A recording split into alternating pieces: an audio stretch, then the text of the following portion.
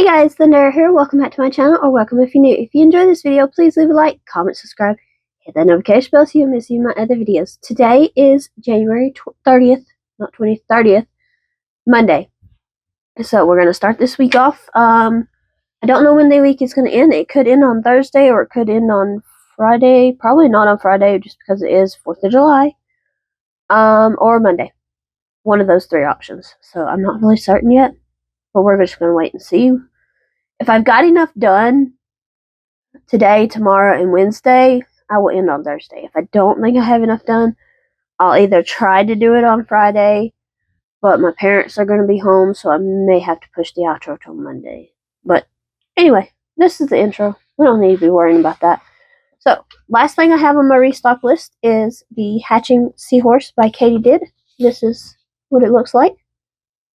Now, I don't use felt eyes. I just embroidered the eyes on, so yeah. I need to make one of those, and that will be the end of my restock list. But after that, I said I wanted to make something new. Well, there's something that I have a pattern for that I've had for a while that I've been wanting to do for a while. And it's very much the same sort of vibe as the last pattern. This is Katie Did's Hatching Mermaid Madeline pattern. I really want to give it a try. I really want to do it. So I think this week we're going to definitely get the Hatching Seahorse done because I need that for. I've already got the colors for that picked out anyway. I need it for my market, like for my restock list. But I really want to try one of the Hatching Mermaids. Maybe do a couple of them. I don't know yet. And yeah. So we're going to end this part of the video here. We're going to move to the couch, get started on the seahorse, and see how much we can get done today. Let's get to it.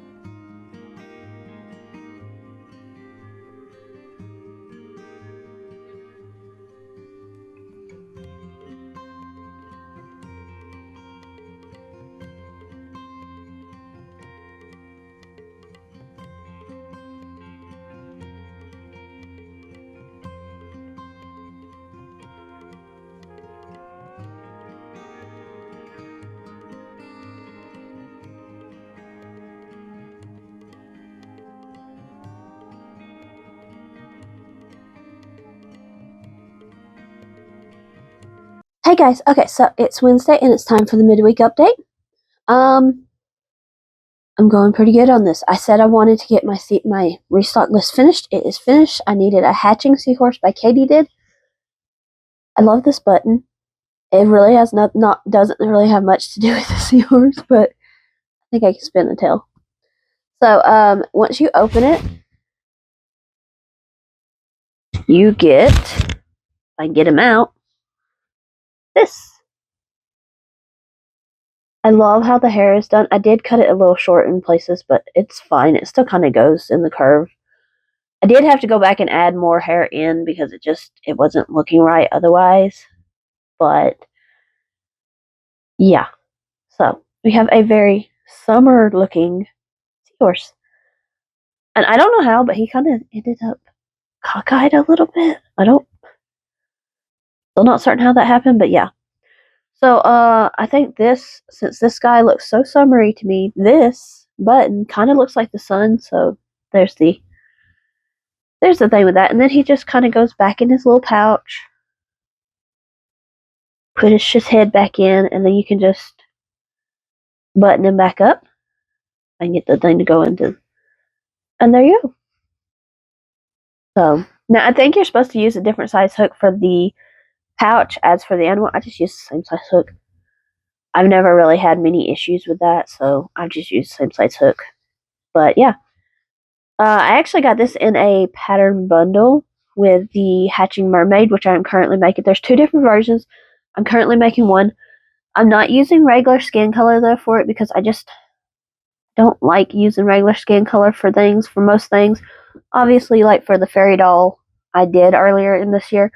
But if I can help it, like with something like this, it could easily be more fantastical if, like, it can lean more into the magical side of things, so it can have a wider range of skin colors.